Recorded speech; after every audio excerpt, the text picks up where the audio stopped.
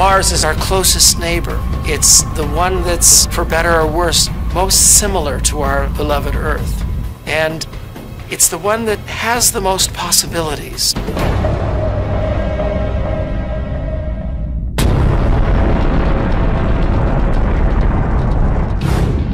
It's not just the 25-hour days and the similar composition of seasons that made the fourth planet from the Sun the ultimate destination for mankind's second home in the cosmos.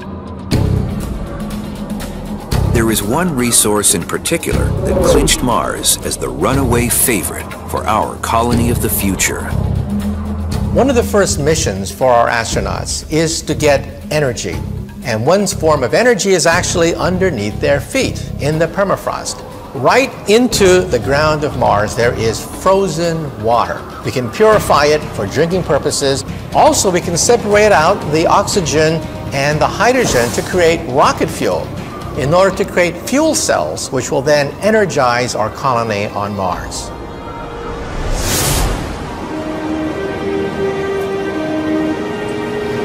The colony itself is an engineering marvel. While there were a few scenarios considered for constructing a permanent Martian settlement, including an underground habitat, it was the most familiar and time-worn that was chosen for the 23rd century colony. Domes are ideal structures for extreme environments, say the desert or particularly Mars. And the reason is the dome creates the largest environment in enclosed space for the minimum amount of structure and mass, which is very important. Also, they're very, very strong.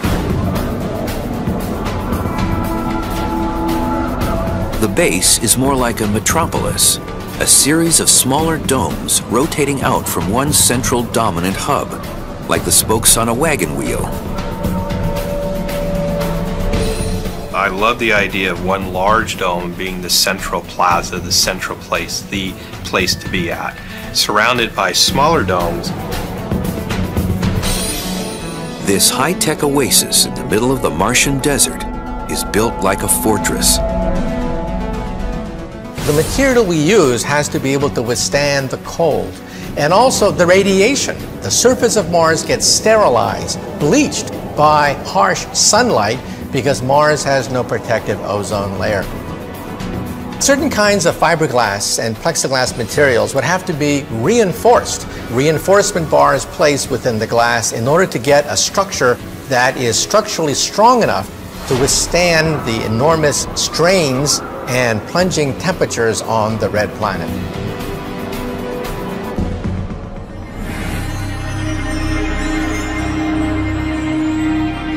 Temperature and pressure within the dome have to be strictly regulated. If it gets too warm, the expanding air pressure within the habitat will cause it to explode like an overinflated hot air balloon. But so far, the dome has done its job of protecting the ever-expanding band of pioneering Earthlings. Despite the grand scale of the dome, our colonists awake each morning to accommodations that are decidedly Spartan. The life on Mars is actually very stressful. The living quarters are very small and very stark. But imagine if you're living that way for years. It's very claustrophobic and it's very foreign from Earth. You've lost touch with the grass and the trees and the sky. But the trade-off is spectacular. The chance to live under a crimson sky.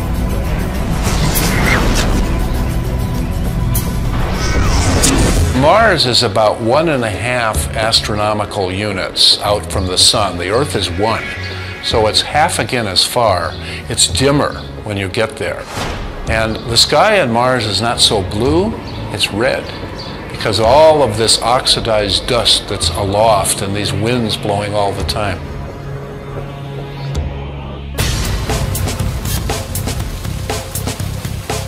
To make this alien world feel more like home, our travelers have brought with them artificial ecosystems. But the plants aren't there purely for comfort. They serve a vital function in creating and sustaining a closed environment for the habitat. We're going to be growing more than food on Mars. We are getting the oxygen we need from the plants. The plants will be getting the carbon dioxide they need.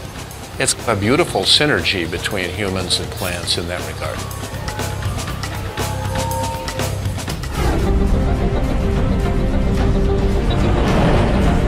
That symbiotic relationship is reflected in every aspect of life on Mars. Like an aquarium on Earth, every resource is recycled, nothing is wasted. We can think of an aquarium with fish and algae growing in it. And if you could seal that off, you could get a nice food waste cycle, converting wastes to renewable resources. That's what carbon dioxide and oxygen are. And also the nutrition. The fish eat the algae, they excrete solid wastes, and these degrade from bacteria in the water, and those become nutrients for the algae to take up again. Unlike an aquarium, we're not going to be able to keep importing fresh supplies of seawater, fresh supplies of air. Our space-dwelling descendants are going to have mastered the art of self-contained environments, ecological life support cycles that recycle all the water, recycle all the air. If they do it well, they should be just as happy as the fish in a tank.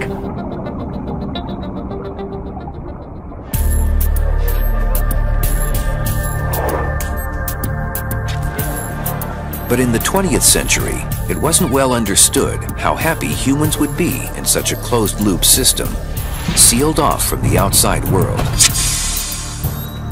The concept was put to the test in the desert outside of Tucson, Arizona, in a facility called Biosphere 2. Its original purpose, among other things, was as a trial run for a self-sustaining colony on another planet.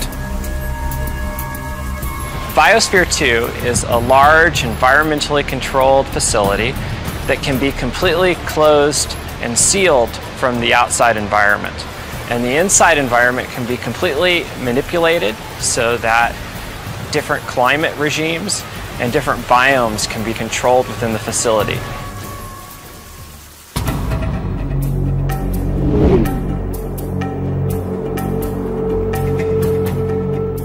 Biosphere 2 is a collection of 5 different ecosystems, or biomes,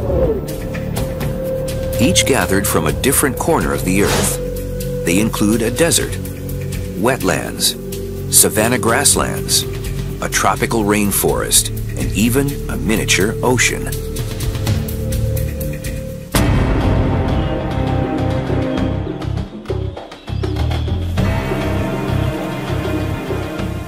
This ambitious project was put to the test with its first sealed mission in 1991, but it soon ran into serious problems.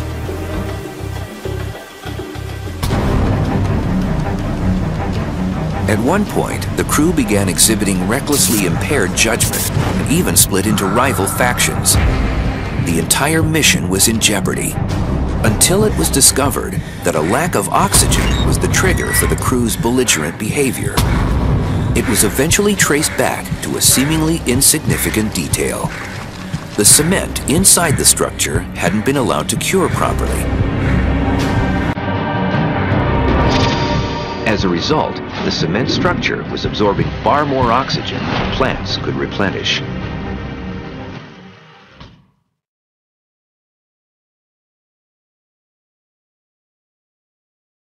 This drawdown of breathable air reached levels equivalent to those found at an altitude of 18,000 feet. Similar effects are endured by mountain climbers at lethal heights. Eventually, fresh air had to be injected into Biosphere. No such aid is available for our intrepid Martian colony, where a small oversight like failing to cure cement would prove fatal. Despite its inherent dangers, the closed environment of the dome is the safest place to be on Mars. But sometimes the colonists must leave this comfort zone and step outside.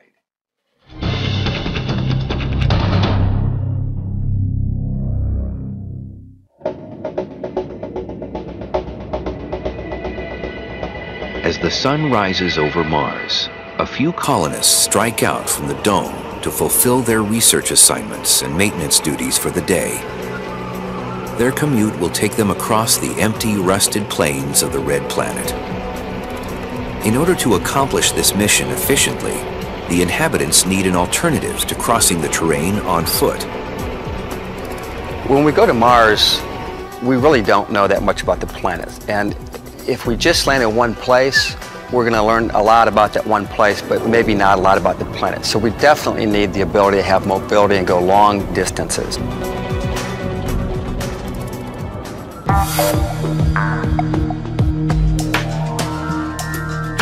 The rover, used for this purpose on the Apollo moon mission, was a convertible, essentially just an amped-up dune buggy. The lunar rover served its purpose beautifully. It allowed the two human explorers to not get too fatigued walking around, but instead allowed them to rove around the lunar surface and explore out to a greater range. But at the same time, this was clearly a short-range, short-duration mission solution.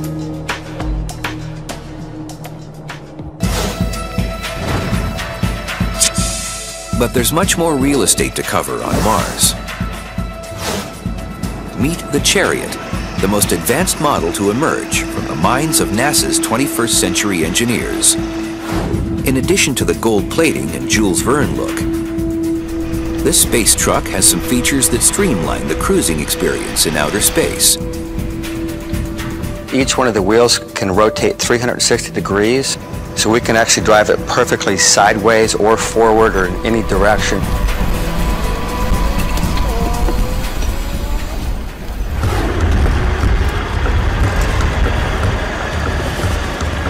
This versatility means that it can conquer most interplanetary topography, and that's not all. Spacesuits don't bend very well in the middle, so even though we think of seats as the obvious way to ride a car around town, it really doesn't make sense. So we built this upright interface. There's a ring here where the suit plugs in. All the weight of the suit is taken by this upright turret. This is the only way to ride on another planet.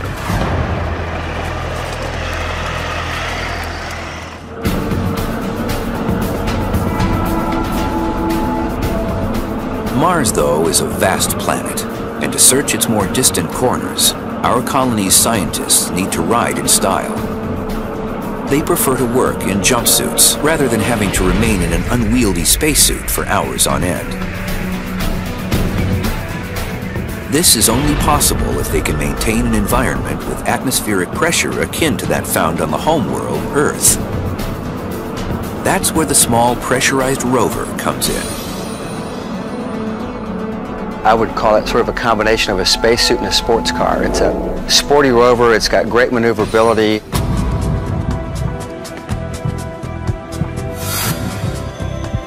The chassis of the Chariot actually forms the base of the small pressurized rover. The cabin on the small pressurized rover would start about here and run all the way back to about here, leaving the rear of the vehicle kind of like the bed of a pickup truck. So that's available for carrying additional payloads. We can upgrade the machine and turn it into all kinds of pieces of equipment out in the field. On the rear of the vehicle, we can plug a number of different implements. For example, bulldozer blades, just something practical like a winch, backhoes, and other tools.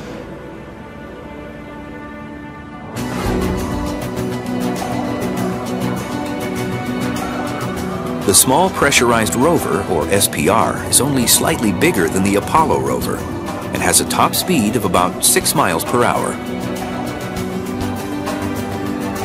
The SPR can be deployed for missions lasting from 3 days up to 2 weeks and covering distances of over 500 miles.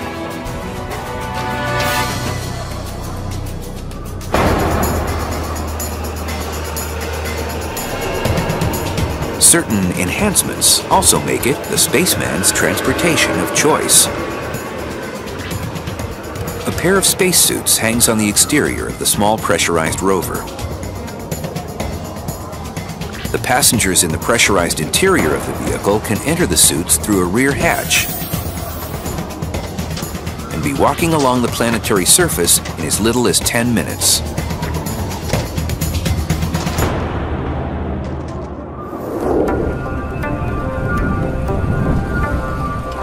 A scientist with the NASA Ames Research Center, Dr. Pascal Lee, explores another vehicle that is a precursor to one being designed for Mars. He joined forces with Nick Baggerly, Executive Director of Drive Around the World, a travel adventure organization. Vehicles like this are fantastic because you can use them for analogs, for pretending like you're traveling or traversing on another planet. So we built it so it could kind of go anywhere. This is a vehicle that's being prepared for an expedition to Greenland and then later on to the South Pole. You can see here that there's going to be room, not much though, but room for all of the equipment and supplies that you will need to explore the Moon and Mars. But it's giving engineers and scientists at NASA some real first-hand ideas about how to design a pressurized rover for exploring Mars.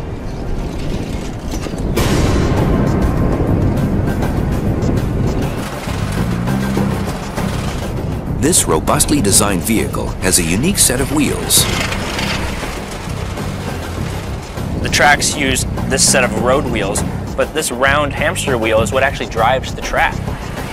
It spins around, connected to the spindle of the vehicle, and pushes on these rubber lugs to propel the track. Each one measures 3 feet long by 16 inches wide, which is over 500 square inches of rubber on the road.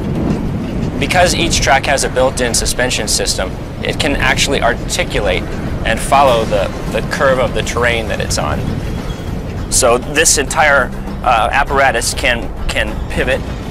So if you're going over a boulder, the track will actually get up underneath the boulder and then just crawl up and over it.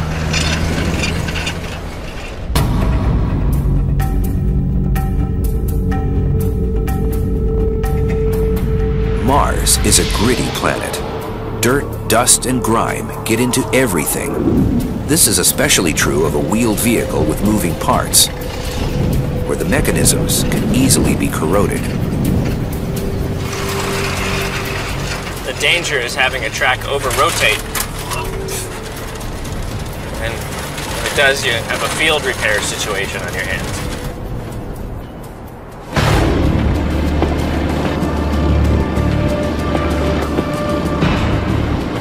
Fixing a vehicle on the road is risky under the best circumstances. But in outer space, there is zero margin for error. And if you break down or get into any kind of trouble, help is a long way away, if it can reach you at all. You realize that at that point, if you couldn't breathe outside, if you couldn't just step outside of your vehicle and somehow start working on it, you might be just watching yourself breathe your last breaths of air as your life support system allows you to survive a few hours at that spot, but this is where you're going to die.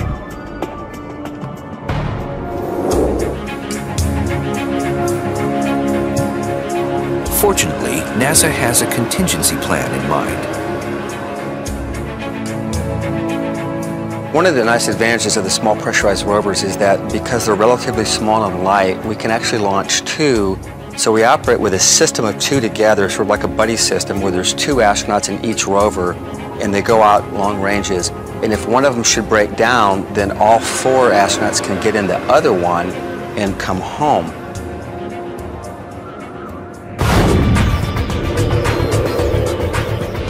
As for the price tag of one of these Red Planet hot rods, people also ask me how much it costs, and I could only say that it costs more than a Ferrari. colonists are not only racing the Martian landscape in style, they'll be sporting a cutting-edge design in space outerwear that looks remarkably like a superhero's.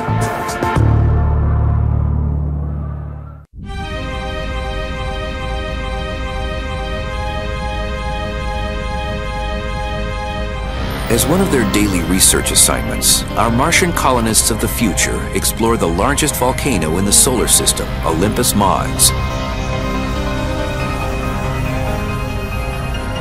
But even while performing routine chores, Mars is waiting to ambush and kill any intruder. Layers of protection are a constant requirement for Earthlings. When not in the safety of the dome, colonists must be in a pressurized rover or in the crushing confines of their spacesuits.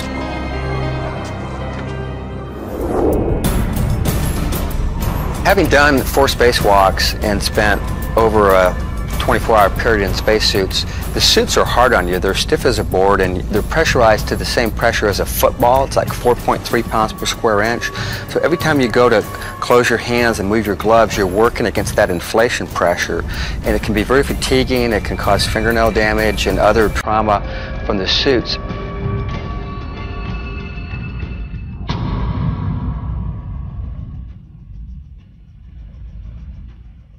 A spacesuit must defend the fragile human inside from the numerous threats of outer space. We need to pressurize them, we need to give them oxygen, we want to control for temperature and humidity. So we do all of that within a spacesuit design. While it must accommodate human needs, a spacesuit must also be a constant shield against an unforgiving universe.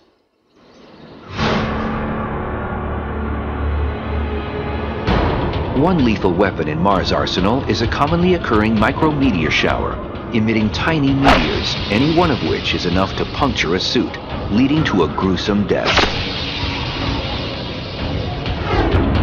Insulation with layers of neoprene and Kevlar is critical to keeping the astronauts safe from every encounter with a treacherous planet.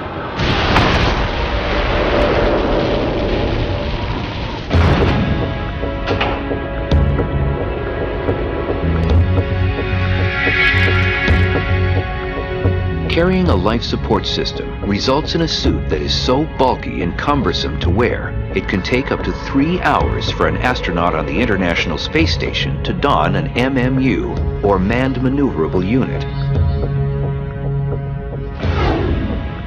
That includes 30 minutes of pre-breathing the pure oxygen atmosphere that the astronaut will be inhaling.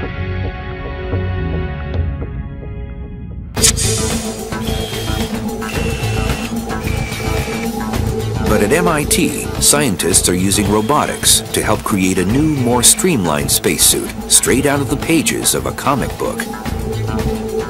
The future of spacesuits is all about locomotion and mobility and dexterity. So we need a completely different design, pretty much a revolutionary design from current suits today. When we explore on Mars in a biosuit, we're going to be like an extreme athlete. The reason we're going to Mars to explore is to search for the evidence of past life. So on Mars, we need to bend down and look for fossils, look for life. So the primary design principle of the biosuit is to afford the astronauts maximum mobility while maintaining the minimum energy consumption. This is just a mechanical system, but imagine that this wire was made out of a shape memory alloy. So you can see as I twist this up, the wire comes in and it tightens up the suit around me. What that means is we're applying the pressure directly to the skin. That's also why we call it a second skin suit.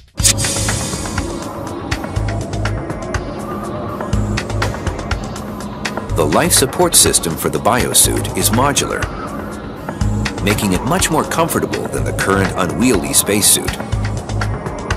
A hard torso shell connects to the backpack that contains the life support system. The helmet visor will be painted gold, like contemporary spacesuits, in order to defend against the blinding illumination of the sun. The helmet will also contain a heads-up display, or HUD, that can relay vital information to the explorer. We envision the astronaut looks through their helmet and they'll see the displays, their physiological displays, heart rate, blood pressure, but also all the navigation information that they need. So a 3D topographical map.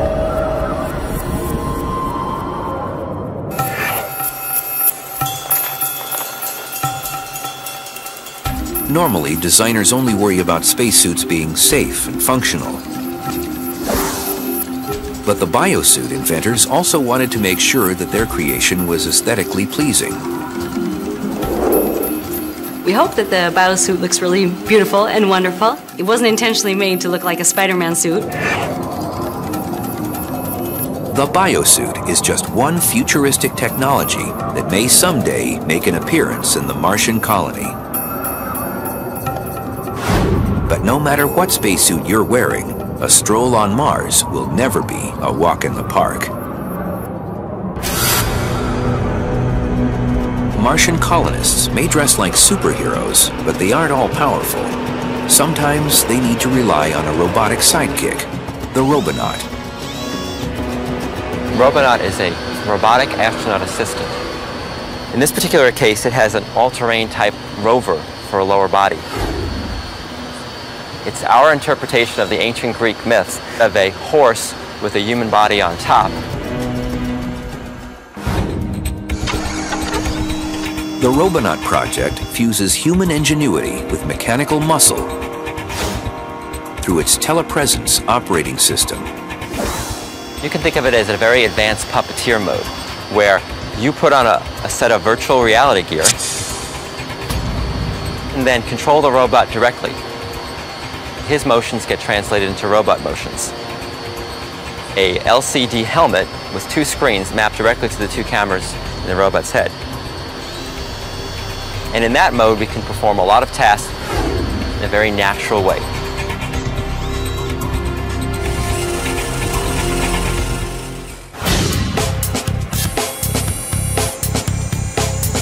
The cameras are protected by a helmet modeled after Roman centurion armor.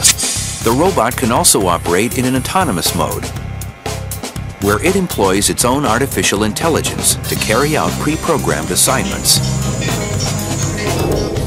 Since it will be blazing trails where people dread to set foot, Robonaut's size and shape are crucial. Robonaut is designed to help humans do human tasks. So the human form is a natural way to achieve that goal. If you want to be able to work with the same tools, work in the same environment, having roughly the same size appendages certainly helps. One example of this is using Robonaut to take over the more routine tasks inherent to running the colony. The best role to give robots is to have robots cover what is either too dangerous for humans to do or things that are simply better done by robots.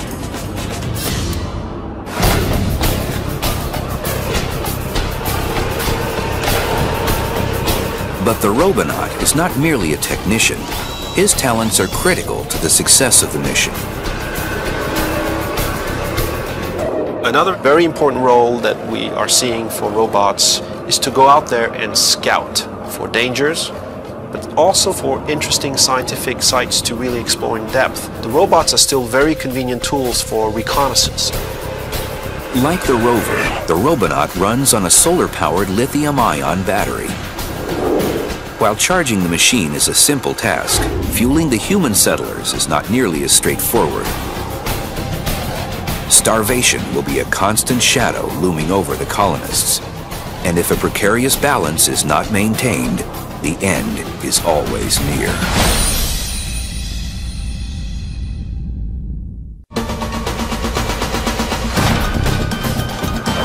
For our fearless Mars colonists of the future, satisfying even the most primal needs proves to be a daunting hardship. Take what may be the most basic need of all, food. Costs about $140,000 a pound to transport anything from Earth's surface to Mars' surface. That can be food, it can be water, it can be air. So, given the prohibitive cost of importing several tons of prepackaged food, every Martian pioneer is also a little bit of a farmer. Even then, growing plants on Mars isn't as easy as simply sticking a seed in the ground and watering it.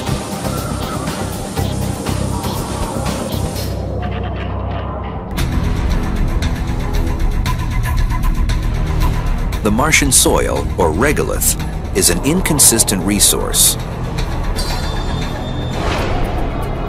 even a minute trace of toxic material can spell instant death to the crops and doom for the colony. They cannot rely on Mars soil to nurture plants from Earth.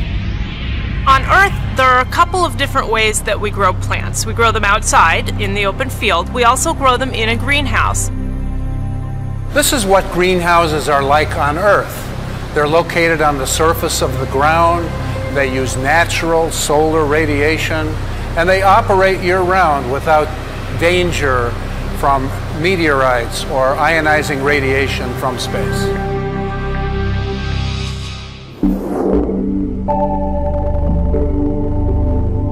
On Mars, the greenhouse is a controlled growth chamber, an environment that provides the 5 cardinal factors plants need for growth. They need light, they need temperature, they need water, they need nutrients, and they need atmosphere, carbon dioxide and oxygen. So, with a growth chamber in a habitat, you can grow food all year round.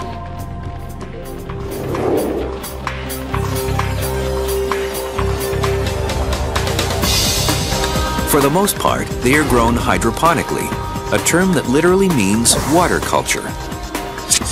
Plants grown hydroponically are grown without soil in a nutrient bath suspended in water. But plants still need light and room to flourish, and space is at a premium. Researchers have gotten around this requirement in the tight confines of a space far away by using the cool light-emitting diodes, or LEDs, shaded to the colors of the spectrum that stimulate plant growth. While Mars sunshine is fine for plants whose sole purpose is to produce oxygen, these types of growth chambers provide food for the colony.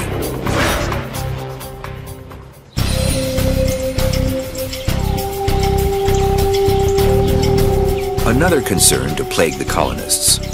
On Earth, insects pollinate plants. Does that mean that we'll be taking bugs with us into space? It's actually really difficult for bees to navigate under conditions that are not found on Earth because they use the UV light from the sun to navigate, and they use a lot of other cues. And we wouldn't have those same cues on Mars or in a space colony. A little invention works wonders. We have these vibrating wands that will act like artificial bees, or using air movement, like a fan that's blowing the pollen around from one flower to another. We think, though, that the astronauts or the colonists of another planet are actually going to really enjoy tending the plants.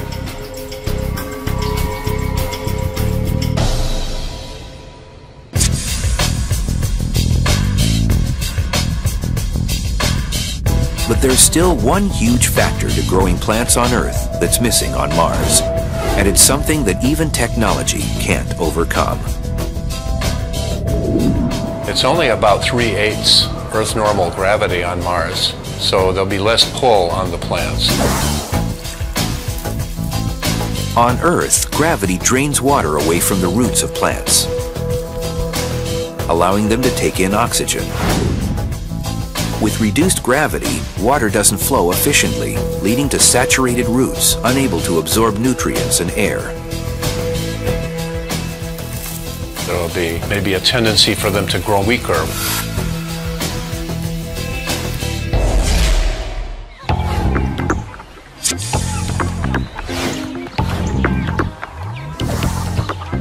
Exactly what kind of food are our space farmers growing? Potatoes and lettuce, to name just a few. Given all of these ingredients, here's what's on the typical menu for a Martian diner. For breakfast, it's scrambled eggs and hash browns. Lunch is a sandwich, tempeh made from soy or portobello mushrooms, with a side of strawberries. Pasta with marinara sauce for dinner, salad, and sweet potato pie for dessert. This is a strictly vegetarian diet, so the carnivores in the crew are out of luck. Even even though you could probably produce meat from various types of animal sources, I have a feeling the astronauts would get so attached to them they wouldn't want to eat them after they grew them. Keeping the crew healthy and strong is essential when just a routine day's work requires a superhuman effort. Like harvesting an interplanetary jackpot that lies just beyond the Martian horizon.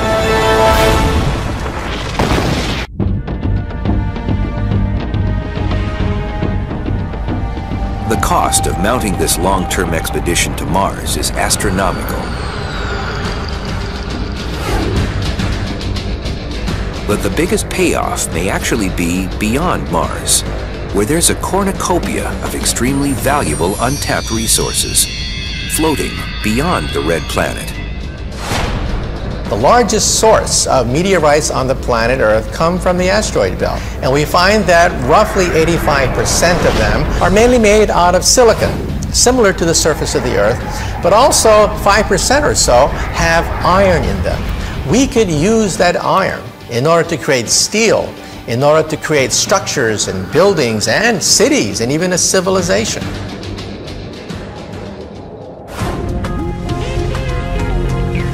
Harvesting the asteroids smooths the progress in assembling and expanding the Martian outpost. Constructing new facilities and spacecraft, as well as maintaining and updating the older ones, is accomplished utilizing the raw ores refined and processed from the belt.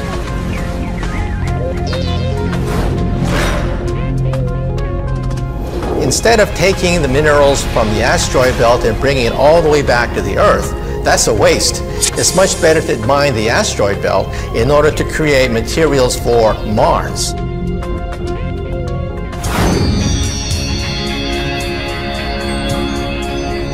But there's also another reason to grind up these deep space boulders. If you were to melt them down, you would get, it's estimated, from a 1-kilometer asteroid, all the world's steel production for a year, all the world's gold and silver production for 10 years, all the world's platinum group element productions for 1,000 years. So that's where the riches are if that's your main motivation. An asteroid with a diameter of a little over half a mile would have a mass of about 2 billion tons.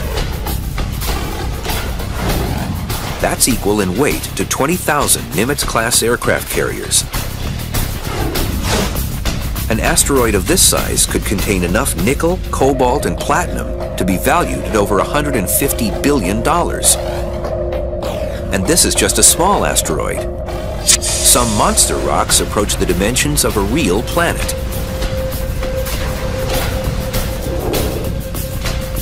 Mining an asteroid is something that we've never done before. However, perhaps there are ways in which to dig into the asteroid's soil, which we don't think is going to be that hard.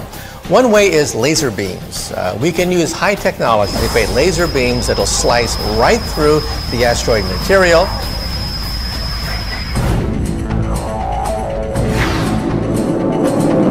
But hollowing out a megaton rock in the airless void of space is by no means an easy proposition.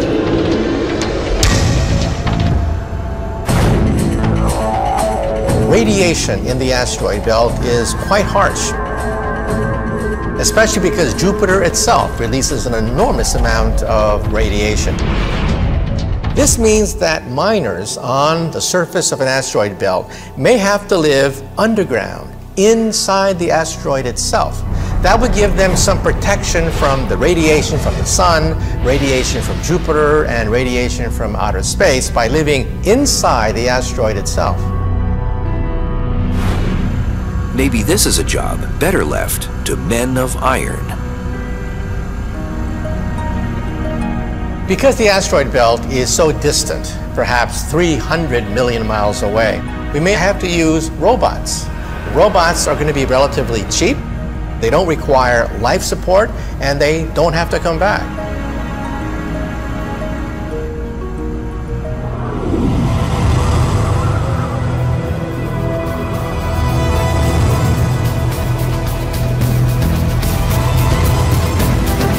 For the first interplanetary colony, humanoid robots working together with their astronaut partners is the only way to minimize risk and maximize survival. In every way, daily life on Mars will be the ultimate extreme adventure.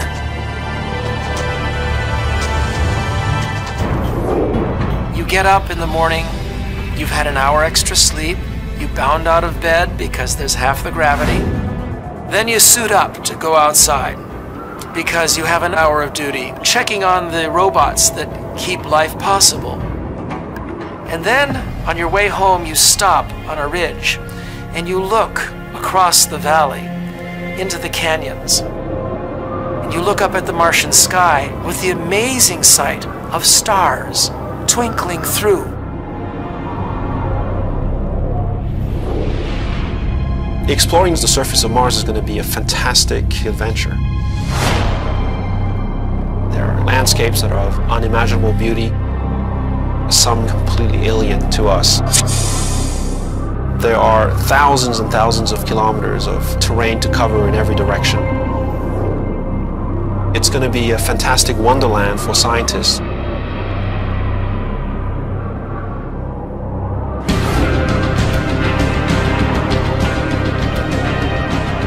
This view of a working colony on Mars is, for now, fiction.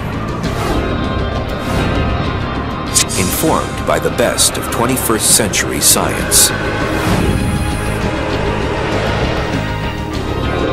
But in all likelihood, one day, in domed cities, entrenched in alien soil, rather than being little green men, our celestial neighbors will be us.